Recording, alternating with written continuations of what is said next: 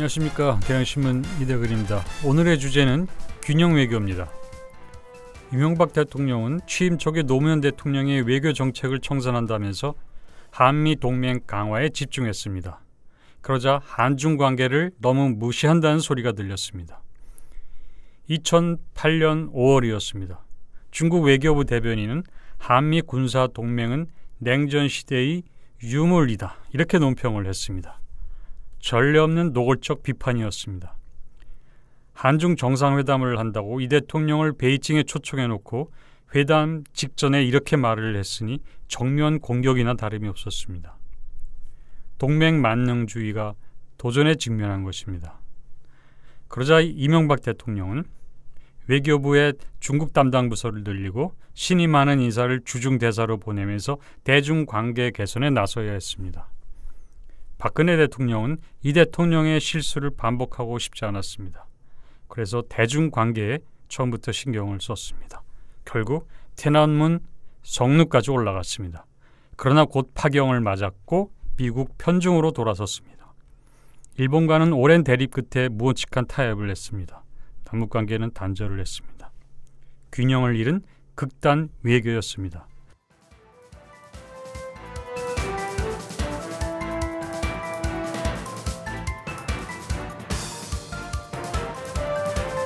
문재인 대통령은 이 과거의 경로 의존성 때문인지 트럼프 추종으로 외교를 시작했습니다.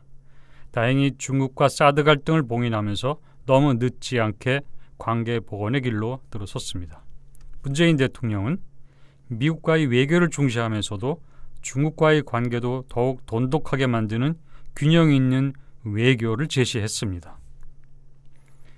그러나 트럼프와의 정상회담 때는 미중 사이의 균형이 아니라고 다른 설명을 했습니다.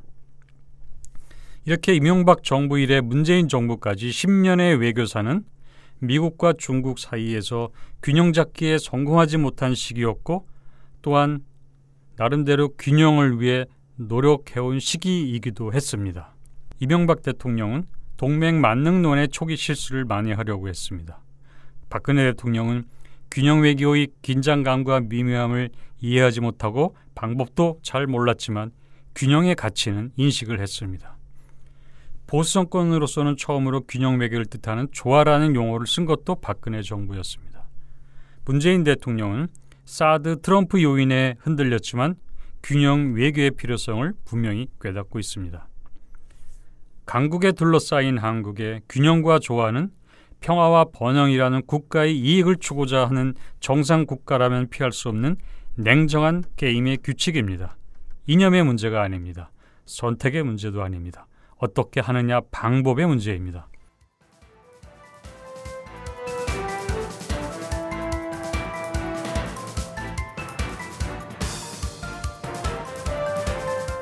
그러나 보수층은 그렇게 생각하지 않는 것 같습니다. 외교 문제가 아닌 국내 정치 갈등의 현장에 성조기가 등장하는 것에서 알 수 있듯이 보수층은 미국을 통해 자신의 이념적 정체성을 확인합니다. 그런 습관은 외교에서도 발견이 됩니다. 미국과의 이견은 이념적으로 순수하지 못한 태도로 간주됩니다. 특히 진보 성향의 정부를 향해서는 이런 시선이 더욱 엄격합니다. 문 대통령이 트럼프의 뜻을 충실히 따르는지 감시하는 눈들이 한둘이 아닙니다. 정치 지도자로서 이런 현실을 완전히 무시할 수는 없습니다. 균형이 동맹의 중요성을 깎아내리지 않는다는 사실을 항상 해명하고 미국의 심기가 불편한지도 수시로 살펴봐야 합니다. 본래 동맹은 북한 위협에 대응하기 위한 것이었습니다. 그래서 오랫동안 중국은 동맹을, 미국은 한중 협력을 상호 존중해왔습니다. 그러나 이명박 정부는 민주주의와 시장경제를 공유하는 가치 동맹으로 확대를 했습니다. 이념적으로 중국과 한미의 선을 그은 것입니다. 포괄적 전략 동맹이라고 이름을 붙였습니다. 북한 위협에 맞서는 군사동맹의 틀을 완전히 벗고 아태지역, 나아가 점진적으로는 범세계적 안정, 안보 및 번영의 핵심 축이라고 했습니다. 노무현 정부 때 중국 견제의 뉘앙스를 띠고 있어서 노무현 정부가 신중했던 한미일 안보 협력도 이명박 정부는 강화했습니다. 박근혜 대통령은 이 모두를 계승하고 발전시켜서 글로벌 파트너십이라고 했습니다. 문 대통령도 마찬가지였습니다. 이제는 전 세계 누구든지 미국이 적이라고 하면 이제 한국에게도 적이 되는 그런 상황이 됐습니다. 북한만이 우리의 적이 아닌 상황이 된 것입니다. 문재인 대통령은 지난 6월 워싱턴 정상회담 직후 기자회견에서 이렇게 말을 했습니다. 한미 우리는 테러리즘 문제 등 범세계적 도전에 함께 대응하며 한미 동맹을 글로벌 파트너십으로 확대 발전시켜 나가기로 했습니다. 그리고 정상회담 공동성명에는 이런 내용이 담겨져 있습니다. 양 정상은 영내 관계들을 발전시키고 한미일 3국 협력을 증진시켜 나가겠다는 공약을 재확인하였다. 양 정상은 삼국 안보 및 방위 협력이 중국의 위협에 대응하여 억지력과 방위력을 증진시키는 데 기여하고 있음을 확인하였다. 양 정상은 또 암연구, 에너지 안보, 여성 역량 강화, 사이버 안보와 같은 범세계적 도전에 대응하는 데 있어 한미일 3국 관계를 활용해 나가는 것이 중요하다는 점을 강조하였다. 이제는 3국 협력이 북한 위협 문제뿐만 아니라 다양한 의제로 확장될 것임을 밝힌 겁니다.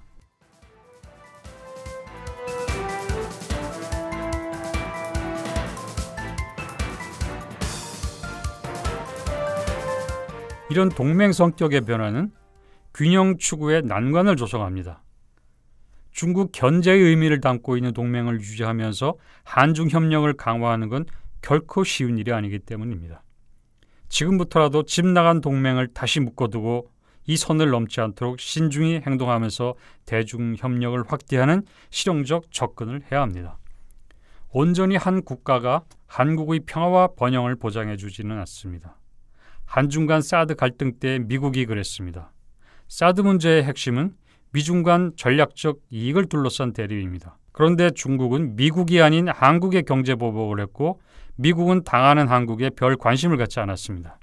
렉스 틸러슨 미국 국무장관 지난 8월 처음으로 왕이 중국 외교부장을 만났을 때 기자회견에서 사드 보복에 대해서 한마디도 하지 않았습니다. 한때 미국이 사드 카드로 중국을 압박할 것이라는 구상이 나돈 적이 있습니다.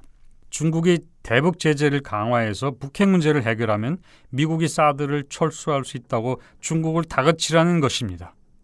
하지만 미국은 그렇게 하지 않았습니다. 베이징 미중 정상회담 때도 마찬가지였습니다. 트럼프가 베이징에 가기 전만 해도 자신의 기대만큼 대북 압박을 하지 않는 시진핑과 만나서 최후 통첩을 할지 모른다. 이런 관측이 나돌았습니다. 그러나 베이징에 간 트럼프는 시진핑으로부터 미국 제품 2천억 달러짜리 구매 리스트 선물을 받고는 중국을 비난하지 않겠다고 말을 했습니다. 취임 초의 태도는 정반대였습니다. 중국에 무역 문제를 제기하지 않고 베일간의 시간을 줄 테니 북핵 해결에 나서라. 그렇지 못하면 미국 독자 행동으로 북핵 문제 해결에 나서겠다. 이렇게 중국을 위협했습니다. 통상 이익을 희생해서라도 안보를 얻겠다는 전략이었습니다. 그런데 그 전략이 안보를 희생해서 통상 이익을 얻는 거래로 뒤집어진 겁니다. 이것은 미국이 부쩍 커진 중국을 미국 뜻대로 움직일 의지와 능력이 없다는 걸 말해줍니다. 북핵 문제 해결을 위해서나 한국이 중국에 무시당하지 않으려면 무조건 미국을 따라야 한다는 편승 외교, 동맹 만능론은 이제 제고할 필요가 있습니다.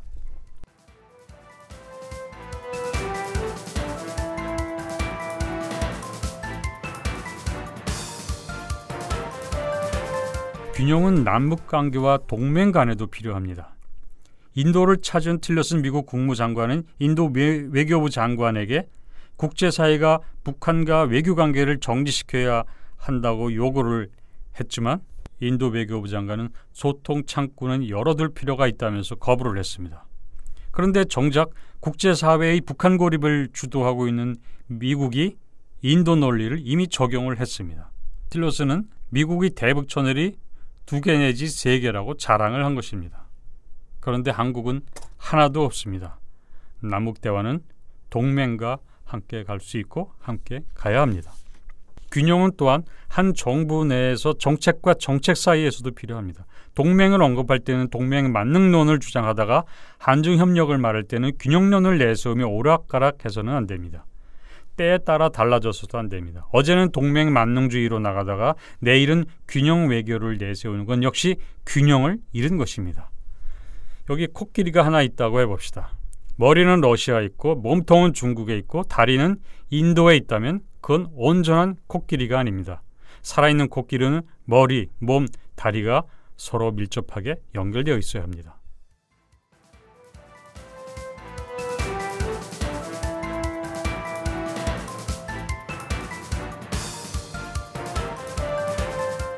우리가 언제 균형을 잃었는지 알 수 있는 방법이 있습니다. 소리가 납니다. 바로 나라 밖에서 주권하는 소리입니다. 일제가 조선의 주권을 훼손하는 강화도 조약에서 조선을 주권국이라고 명시했을 때 바로 그랬습니다. 조선은 일본 것이니까 다른 열강은 넘보지 말라는 뜻이나 다름없는 표현이었습니다. 미국의 요구에 따라 한국이 사드 배치로 기울 때도 그랬습니다. 중국에서 한국은 주권국이라는 말이 나왔습니다. 한국이 미국에 휘둘리지 말라고 한 말입니다. 그러자 미국에서도 그 소리가 나왔습니다. 한국이 중국에 휘둘리지 말라는 것입니다. 이번에 한중 간 사드 갈등을 포기하면서 한국이 사드 추가 배치를 하지 않고 미국 미사일 방어망에 편입되지 않고 한미일 군사동맹을 반대한다는 입장을 한국이 밝히자 균형 외교 논란이 일었습니다. 그때 허버트 맥메스터 백악관 국가안보보좌관도 이런 말을 했습니다. 한국이 이 세 영역에서 주권을 포기할 것이라는 것에 회의적이다. 한국은 마치 전통우와 팔려가는 당나귀 꼴이 된 느낌입니다. 트럼프가 한국에 와서 북미 간 북핵 문제 해결 과정에서 한국을 건너뛰지 않겠다고 말하자 한국인들은 안도하면서 가슴을 쓸어내렸습니다. 하지만 그러기에는 너무 이릅니다. 북핵 논의에서 한국이 변두리로 밀려날지 여부는 한국이 북핵 문제를 주도하는 정도에 달려 있습니다. 북핵 문제를 미국에 맡겨놓는 한국인은 트럼프 한마디에 안심하고 있으면 안 됩니다. 이명박 때를 생각해보면 도움이 됩니다. 한국이 미국에 우리를 따돌리지 말라고 그때도 그랬습니다. 그러니 미국은 한국의 형식적인 남북대화 한번 할 기회를 주는 형식적 절차를 거치고는 북한과 단독 협상을 했습니다. 자기의 운명을 남의 선의에 맡기는 자에게는 돌아갈 것이 없습니다. 동맹은 수단입니다. 그런데 어느새 우리는 동맹에 종속되면서 그걸 목적으로 삼고 나아가서 그걸 이념으로 받들고 있습니다.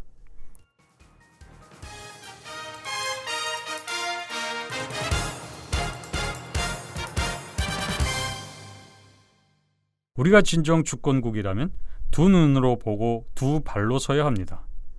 오른발이 왼발에게 필요없는 발이라고 불평하지 않고 왼발이 오른발을 쓸모없다고 무시하지 않는다면 우리는 우뚝 설 수 있습니다. 이대근이었습니다.